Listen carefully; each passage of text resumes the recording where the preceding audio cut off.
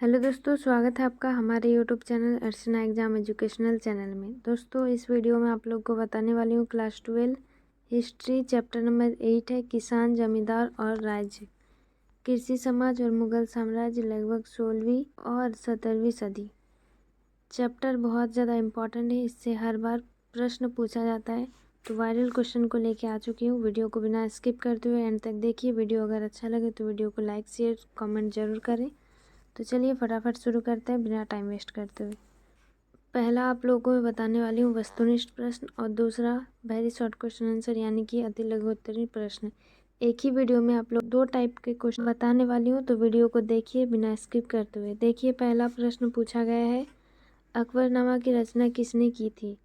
तो 1 का सही उत्तर हो जाएगा ऑप्शन नंबर डी, अबुल फजल ने की थी। ऑप्शन नंबर डी सही हो जाएगा 1 का। उसके बाद प्रश्न संख्या 2 पूछा गया है, आईन अकबरी कितने भागों में विभक्त है? तो 2 का उत्तर हो जाएगा ऑप्शन नंबर डी, 5 भागों में विभक्त है। प्रश्न संख्या 3 पूछा गया है, 16वीं 17वीं सदी के दौरान हिंदुस्तान में कितने प्रतिशत लोग गांव में रहते थे?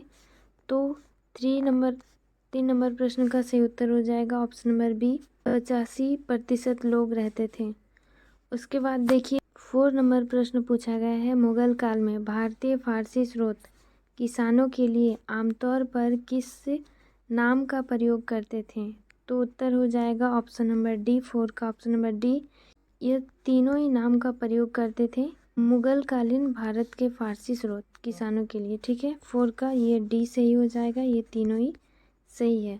उसके बाद देखिए 5 नंबर प्रश्न पूछा गया है, रबी फसल किस ऋतु में होती है? तो उत्तर हो जाएगा ऑप्शन नंबर ए, वसंत ऋतु में। उसके बाद देखिए प्रश्न संख्या 6 पूछा गया है, मुगल काल में भारत में सबसे ज़्यादा उगाई जाने वाली फसलें थी? तो 6 का उत्तर हो जाएगा ऑप्शन नंबर ए, चावल, गेहूं, ज्वार, बाजरा आदि।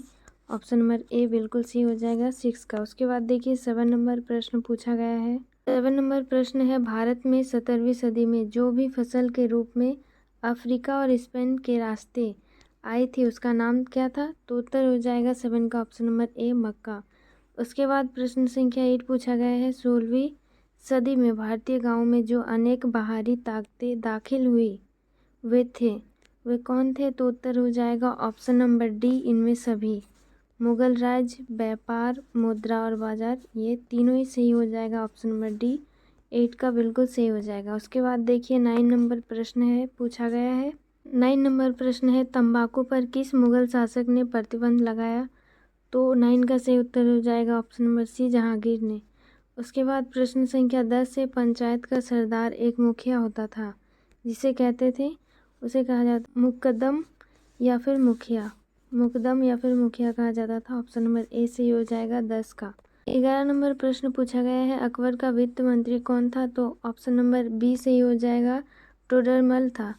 ऑप्शन नंबर बी सही हो जाएगा 11 का, टोडरमल। उसके बाद 12 नंबर प्रश्न है, आईन ए अकबरी अकबरनामा के किस खंड से संबंधित है? तो 12 का सही उत्तर हो जाएगा ऑप्शन नंबर सी, तृतीय खंड से संबंधित है। सी सही हो जाएगा 12 का। उसके बाद देखिए 13 नंबर प्रश्न पूछा गया है, मुगल कालीन ऐतिहासिक स्रोतों में शामिल थी, तो क्या शामिल थी? तो ऑप्शन नंबर डी सही हो जाएगा, ये सभी शामिल थी, ऐतिहासिक ग्रंथ, सरकारी तथा गैर सरकारी दस्तावेज। उसके बाद सी, उस कालाश में बनी इमारतें एवं स्मारक। ऑप्शन नंबर डी बिल्कुल सही हो जाएगा, ये तीनों ही शामिल थी, तीनों ही स्रोत शामिल थी। ठीक है, 13 का ऑप्शन नंबर डी सही हो जाएगा। उसके बाद 14 नंबर प्रश्न देखिए, 14 नंबर प्रश्न है, आईन अकबरी के अनुसार सिंचाई वाले क्षेत्रों में वर्ष में कुल फसलें होती थी, तो 3 प्रकार की कुल फसलें होती थी। बी सही हो जाएगा 14 का। उसके बाद देखिए 15 नंबर प्रश्न ऑब्जेक्टिव का ये लास्ट प्रश्न है, तंबाकू का सेवन सर्वप्रथम किस मुगल सम्राट ने किया था? तो 15 का सही उत्तर हो जाएगा ऑप्शन नंबर बी, जहांगीर ने। बी सही हो जाएगा 15 का। ठीक है, अभी तक वीडियो को लाइक नहीं किए हैं तो फटाफट वीडियो को लाइक कर दीजिए, अपने दोस्तों सहेलियों के साथ शेयर कर दीजिए वीडियो को।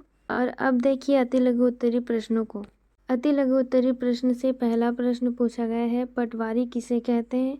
तो उत्तर में लिखना है, पटवारी गाँव की जमीन प्रत्येक किसान द्वारा जोते जाने वाले खेतों, फसल के प्रकार और बंजर भूमि का हिसाब किताब रखता था, इसे ही पटवारी कहते थे। ठीक है, इसका उत्तर इस तरह से लिखना है, प्रश्न संख्या उत्तर को इस तरह से। उसके बाद देखिए प्रश्न संख्या 2 पूछा गया है। दूसरा नंबर प्रश्न पूछा गया है, खुदकास्त और पाहीकास्त कौन थे? तो प्रश्न संख्या 2 का उत्तर इस तरह से लिखना है, खुदकास्त उसी गांव की ज़मीन पर खेती करते थे जहां वे रहते थे, उसी को खुदकास्त कहा जाता था, याद रखिएगा इस तरह से। और पाहीकास्त दूसरे गांव में जाकर भाड़े पर ज़मीन लेकर उस पर खेती करते थे, उसे ही पाहीकास्त कहा जाता है। ठीक है, इस तरह से प्रश्न संख्या 2 का उत्तर को लिखना है, बिल्कुल सही हो जाएगा। उसके बाद देखिए प्रश्न संख्या 3 पूछा गया है, जीन्स ए कामिल के अंतर्गत कौन सी फसलें आती है?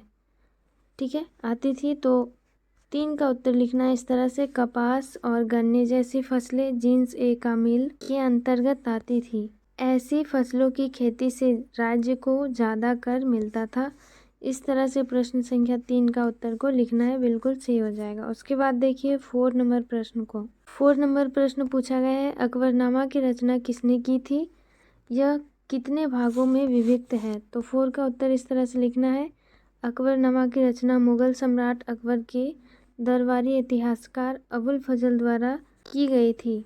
यह 3 जिल्दों में विभक्त है। इस तरह से प्रश्न संख्या 4 का उत्तर को लिखना है, बिल्कुल सही हो जाएगा। उसके बाद देखिए 5 नंबर प्रश्न पूछा गया है, 17वीं सदी में कौन कौन सी फसलें, फल एवं सब्जियां विदेशों से भारत आई? तो 5 का उत्तर लिखना है, मक्का, टमाटर, आलू, मिर्च, अनानास और पपीता जैसी फसलें, फल एवं सब्जियां विदेशों से भारत आई। इस तरह से 5 का उत्तर को लिखना है। उसके बाद देखिए 6 नंबर प्रश्न है, पूछा गया है, आईने अकबरी कितने भागों में विभक्त है?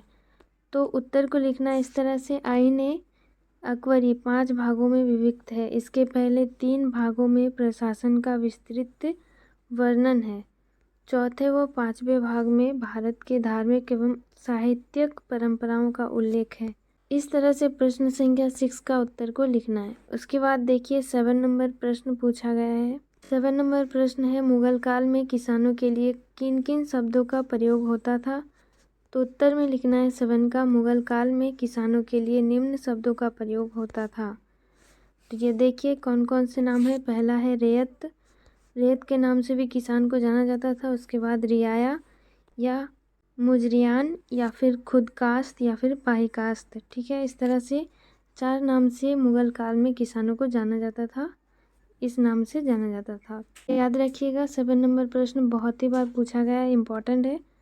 सभी के सभी प्रश्नों को कॉपी में नोट कर लीजिए और याद कर लीजिए। उसके बाद देखिए लास्ट प्रश्न बताने से पहले मैं आप लोगों को बता देना चाहती हूँ कि अगर आप लोगों ने 1 से लेके 7 तक चैप्टर का नहीं देखा है, ऑब्जेक्टिव और सब्जेक्टिव क्वेश्चन आंसर को, तो देख लीजिएगा। इस चैनल के प्लेलिस्ट में सभी के सभी वीडियो आप लोग को मिल जाएगा। देखिए 8 नंबर प्रश्न, पायक कौन थे? 8 नंबर प्रश्न पूछा गया है, पायक कौन थे? तो उत्तर में लिखना है, पायक वे लोग थे जो जमीन के बदले सैन्य सेवाएं देते थे। असम के ओहोम राजाओं के अपने पायक होते थे। इस तरह से 8 नंबर प्रश्न का उत्तर लिखना है। ठीक है, अभी तक वीडियो को लाइक नहीं किया है तो फटाफट वीडियो को लाइक कर दीजिए, चैनल को सब्सक्राइब कर लीजिए, बेल आइकन को प्रेस कर लीजिए इसी तरह से वीडियो देखने के लिए।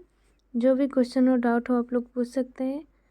और वीडियो को ज़्यादा से ज़्यादा अपने दोस्तों सहेलियों के साथ शेयर कीजिए। मिलते हैं नेक्स्ट वीडियो में। आज के लिए इतना ही। जय हिंद, जय भारत, जय जवाहर, जय झारखंड। धन्यवाद।